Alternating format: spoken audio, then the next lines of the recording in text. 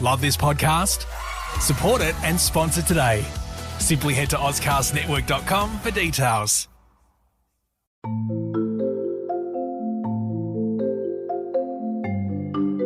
Thank you for downloading and listening to This Pathological Life. If you're interested in continuing the story, we have a second series called This Medical Life. Please download it and subscribe now. Dr. Travis Brown, why do we need a podcast called This Pathological Life? Every disease has its own story to tell. So we're going to tell them.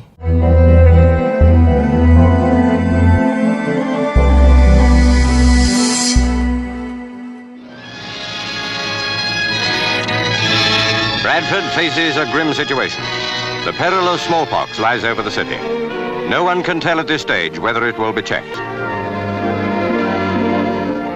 Unfortunately, since vaccination ceased to be compulsory 14 years ago, the number untreated runs into millions. They are now vulnerable.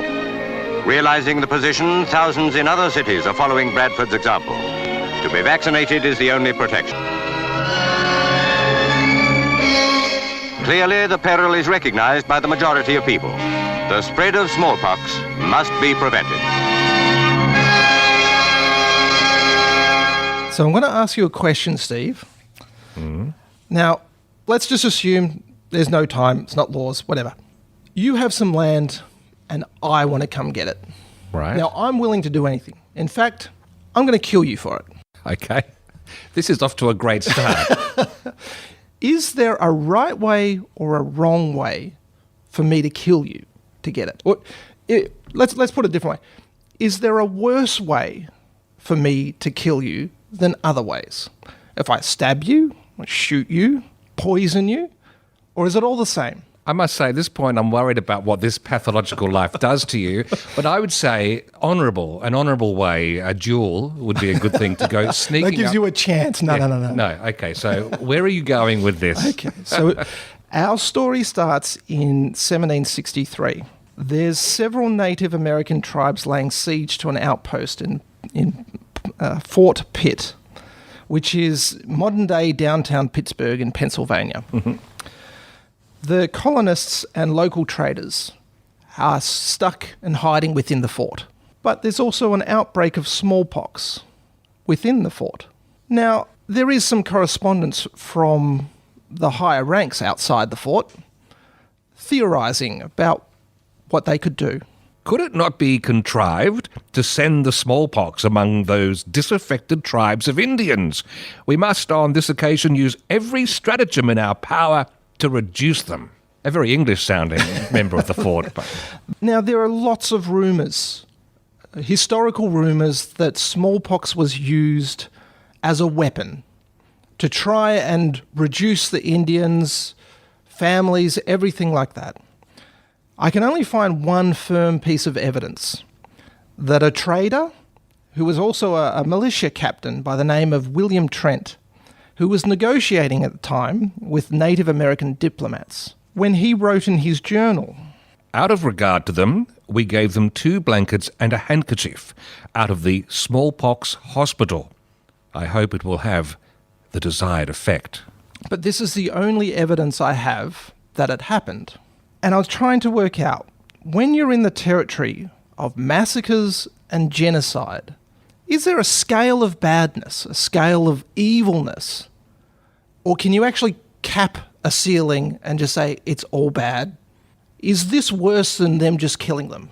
I must say, though, to be giving people blankets and handkerchiefs, normally a sign of succour and support. When they carry smallpox, that's low. So, Travis, for this episode, looking at smallpox, just how old is it? As far as we know, it goes back as far as we have records. So we have the pharaohs actually have evidence of smallpox infections and epidemics that were going on. So we have Ramses V. His mummified body, his face actually has pustules and scars on his face of smallpox. It's believed he died of smallpox, except for there is a sort of a wound at the back of his head that throws a little bit of a curly one at that happened either just before his death or just shortly after. So it's not quite clear, but it's thought he certainly had the scars or the pustules on his face. There was evidence of him having, of the family, and at least 6 royal family members dying around that time. Ramses II had many smallpox scars on his face. In fact, the CDC has on their website a categorized list of where it actually spread throughout the world. So the 16th century, the increased trade between Korea and China with Japan introduced it into Japan. 7th century, the Arab expansion brought it into Africa, Spain, Portugal. The 11th century of the Crusades extended it further into Europe. We've got, 15th century going into West Africa. We've got the 16th century European colonization and African slave trade brings it to Central and South America and the Caribbean. 17th century, we get it into North America. So with increased human contact, increased smallpox came along. And how devastating was this disease? Very devastating. It had a mortality rate of about 30%. So even in the 20th century, we had 300 million deaths, which averaged about 4 million deaths per year for the 20th century. So this was a huge issue, global public health going through. There are 2 clinical classifications. There is the virus is called Variola, and Variola is from Latin, meaning spotted. So it's called the Variola virus. And in that, we have 2 clinical associations. There's Variola major and there's Variola minor. Mm-hmm. So when we look at Variola major, this is the main diagnosis with regards to it. People would have an incubation period of 10 to 14 days. So you'd be asymptomatic, but then you start to get a fever and a rash. And what they call, it's not a term we often use now, prostration, which is effectively lying flat, feeling very weak, unable to move. Right. So these people had, again, case fatality rate of up to 30%. A significant component could be they would go into shock, the virus would spread throughout the body. Those who didn't die, 65 to 80% of them would have scars, often on the face, and 30 to 80% of people in the household would become infected as well. So very transmissible. When we look at that, there is a different version as well called Variola minor. Right. Now, it's just as transmissible, but it has a much less severe infection and less than 1% of the case fatality rate. It's a different strain of the virus, and it still gives you smallpox, but it has nowhere near the devastating effects of what we call Variola major. So they classify Variola major into 4 categories. I won't go into depth in it, short of to say that 90% is called ordinary smallpox. That is what most people got. 5% have a modified smallpox. That's still Variola major, but it's less severe. They have 5% flat smallpox. This is a slowly developing smallpox infection. The problem with that is it has a 50% mortality rate. And then there's the worst of the worst, which is fortunately less than 1%, called hemorrhagic smallpox. This causes bleeding into the mouth, the skin, everything like that. It's usually fatal within weeks. So what was the clinical course? I mean, what did people experience? So with the experience, often it was people just generally up to 2 weeks not feeling any different, and then they would start to break out in have these rash, have this fever. There are some, unfortunately, disturbing images online of children where effectively you just see day 1, day 2, day 3 of photographs, and this is because of documented evidence of just them getting what they would say, so it's a macular rash, so it's a flat rash that would go papular, so it would become bumpy. The bumpy one would become vesicular, so have fluid in it. After fluid day, about 4 to 5 days.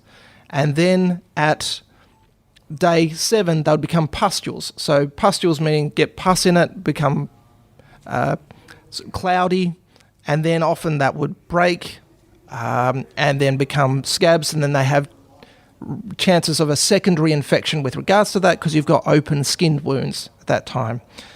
And it can cause blindness. So this was a significant disease, and the world is better off without it. It certainly is. We'll come back in a moment and let's look at how we did manage in those most recent times in dealing with smallpox.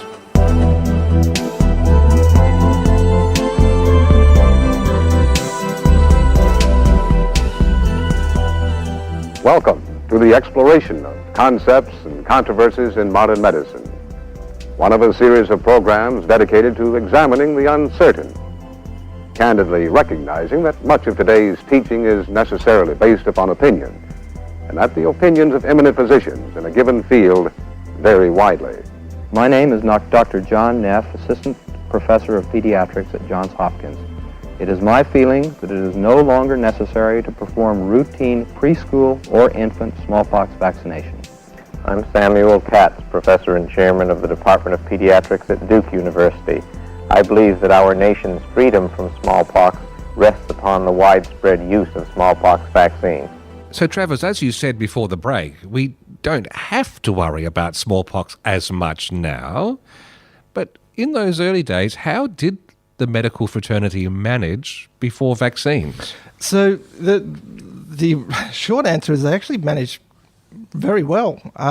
The disease in itself was rife, but they had a technique that it's called variolation, and this was actually developed, it seems to be out of China and Asia into the area of Ottoman Empire, and it's called a procedure, as I say, called variolation. Now this is where some people, I'm guessing, I'm not sure if you call them doctors or healers, would expose a person who was susceptible to the infection with a, hopefully, less severe version of the virus. So what they would do, the evidence suggests that, if you read the articles, it says, this is thousands of years old. We're not quite sure about that. The first evidence you really find comes out of China in the 16th century and the Middle East and Africa in the 17th century. But what we do have evidence of is from Lady Montagu, who was a wife of a British ambassador to the Ottoman empires in the 1720s. And what she saw was that a person who was a healer would get person who was infected mainly with a lesser strain, so to speak, or less affected. They would have the pustule on their arm. They would then get something to inject, take out some of the material, and go to an open wound of the person who they wanted to be either infected or exposed to it, and put it into that wound, so that the person was on purpose exposed. They also have other ones where they would get ground up scabs of a person who had been infected, ground it into powder, and then either inject it into, again, another wound or blow it up their nose. And so this was a method, effectively, of early vaccination. Yes. So why Lady Montagu took such an interest is she had had smallpox before. Her brother had actually died of smallpox. And what they found while she was in Constantinople was that it reduced the death rate of people from smallpox from about 1 in 3, so 30%, to about 1 in 20. So a significant... That's dramatic. Yes, yeah, very significant. And so she ended up having her son and her daughter do it. That's an act of faith at that time, surely.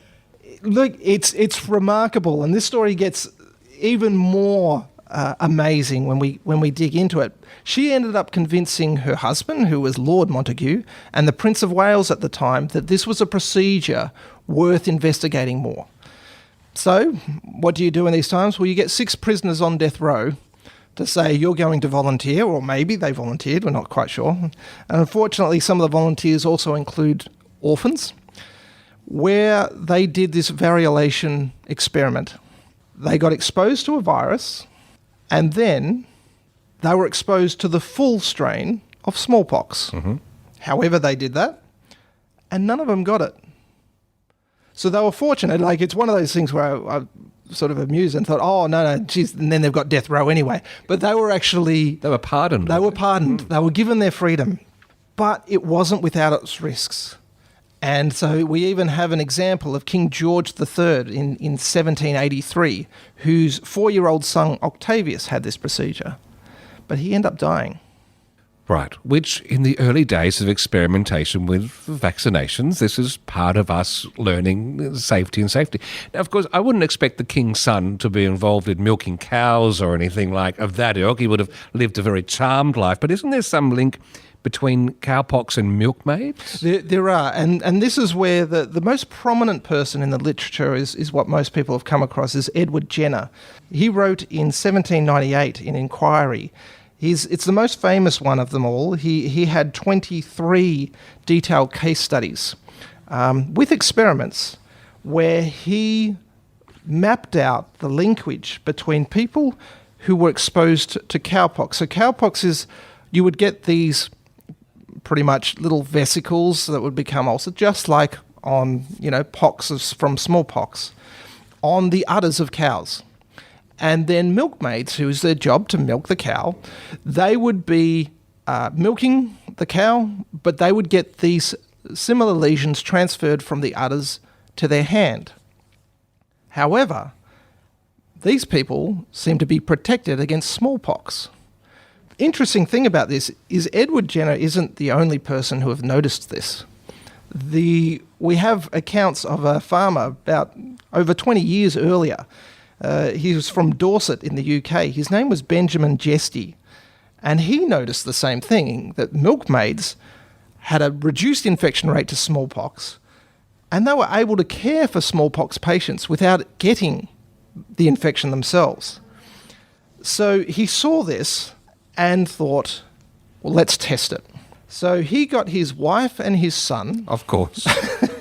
He used a darning needle from one of the cowpox lesions on a cow's udder, and then he injected his wife and his son. His son seemed fine. Yes. But his wife got ill. And then it became public, and he was ridiculed for that.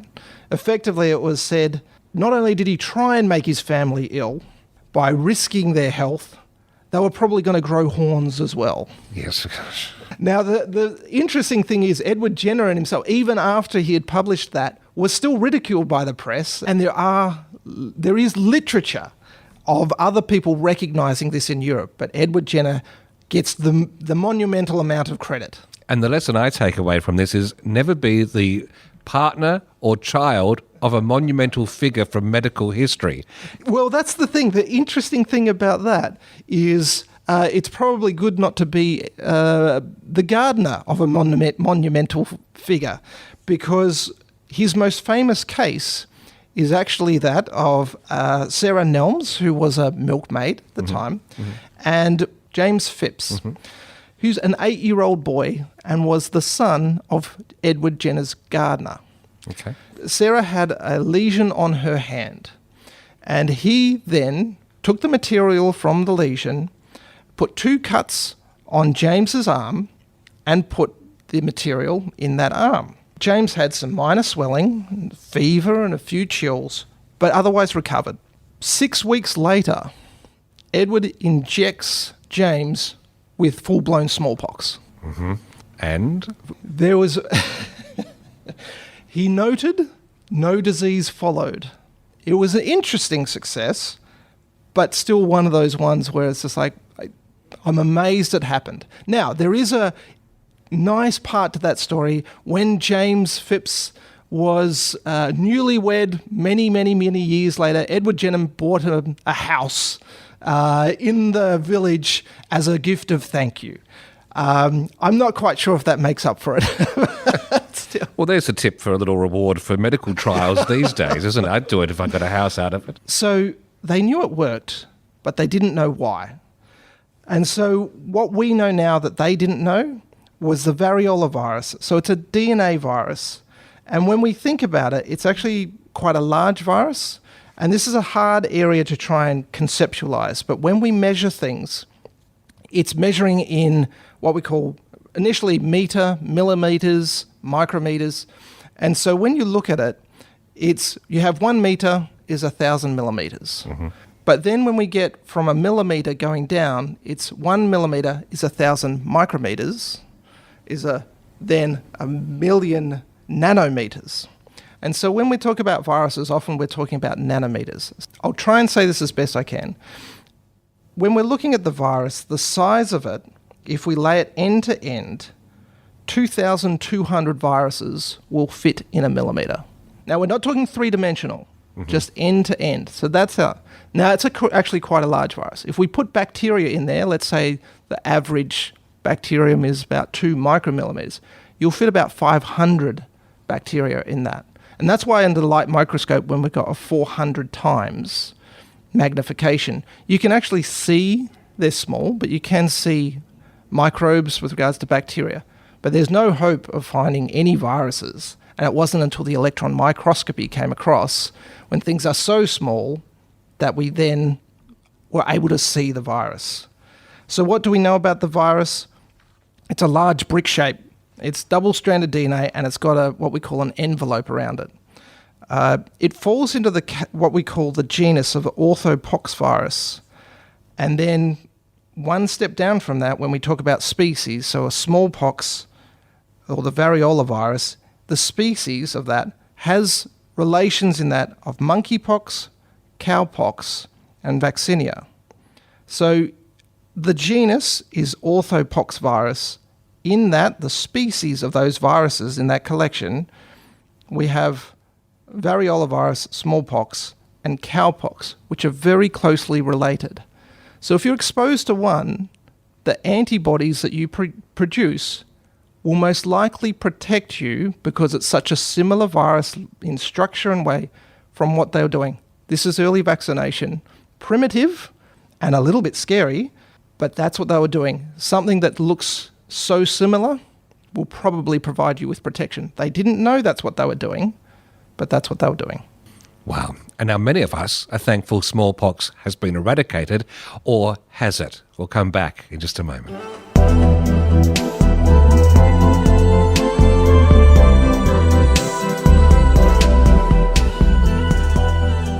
Exactly 40 years ago today, on the 8th of May 1980, the World Health Assembly officially declared that the world and all its peoples have won freedom from smallpox.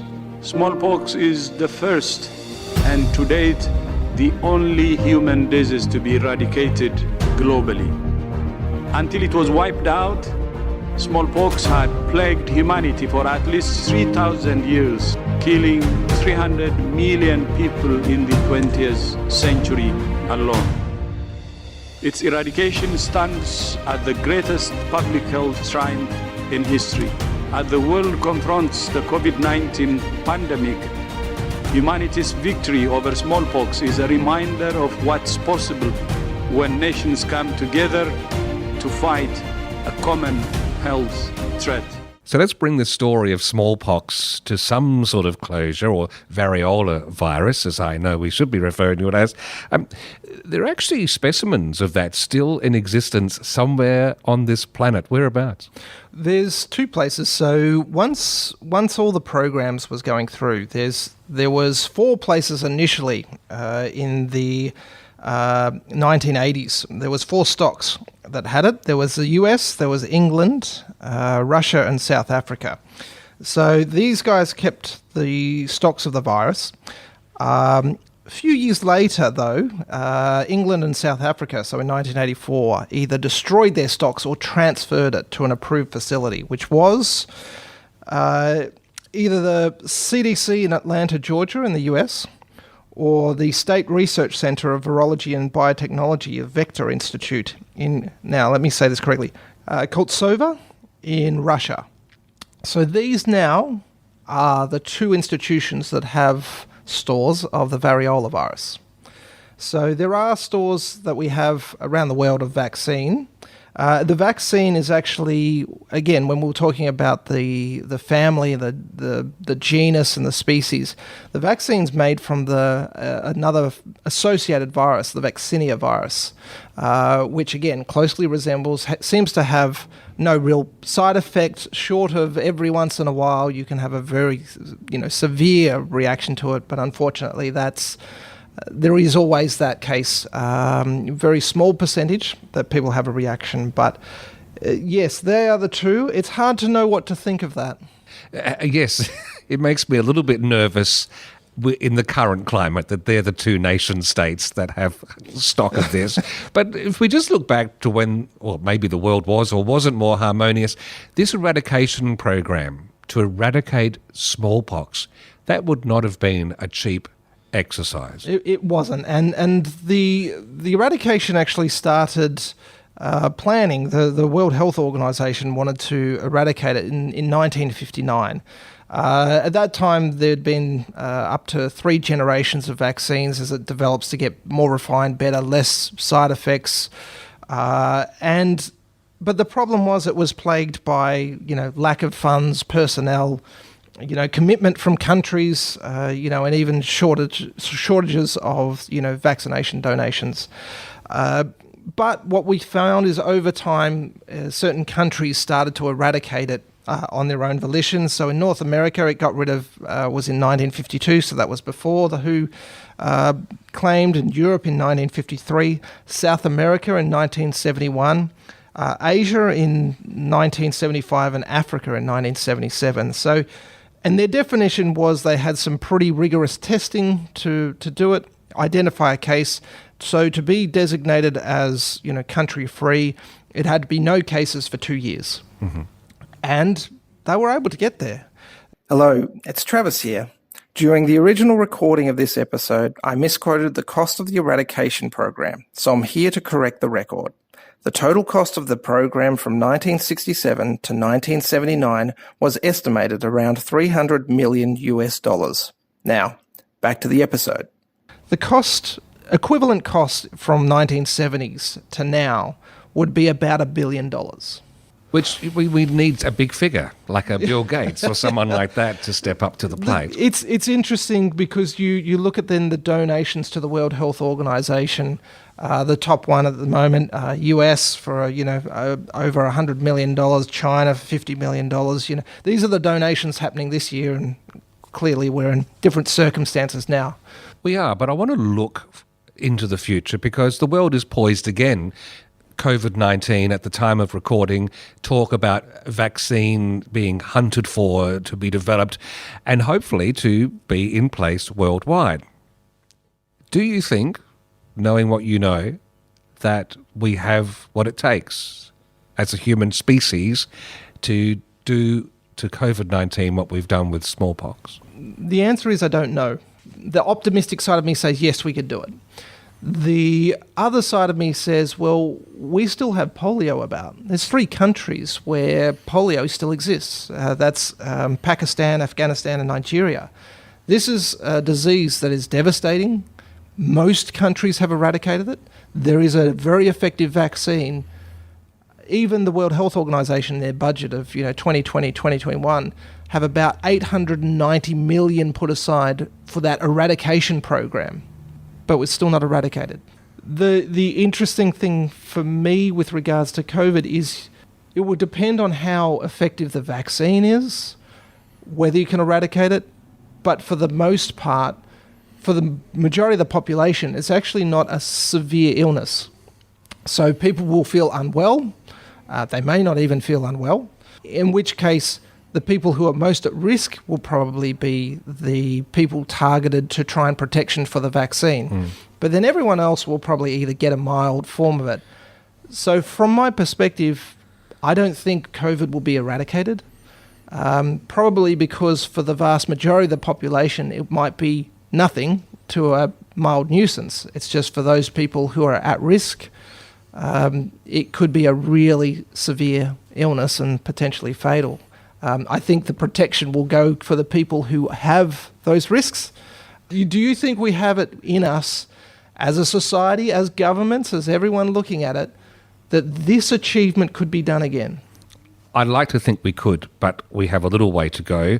Part of me wants to say to the nations holding the stocks of the Variola virus, a pox on both your houses, but I hope we can. But one thing I do hope more deeply, if we go right back to the beginning of this conversation, the way smallpox was used as a weapon, my deepest hope is that we don't turn to using COVID-19 as such in the future. The smallpox eradication campaign had one crucial tool that we don't have for COVID-19 yet, a vaccine. In fact, the world's first vaccine. But although a vaccine was crucial for ending smallpox, it was not enough on its own. At the height of the Cold War, the Soviet Union and the United States of America joined forces to conquer a common enemy. They recognized that viruses do not respect nations or ideologies. That same solidarity built on national unity is needed now more than ever to defeat COVID-19. This Pathological Life is produced by ClinPath Pathology in South Australia. Episode notes, references and learning objectives, when applicable, can be found at thispathological.life.com.au. And you can contact the hosts on Twitter via @Dr. Travis Brown or @Steve Davis.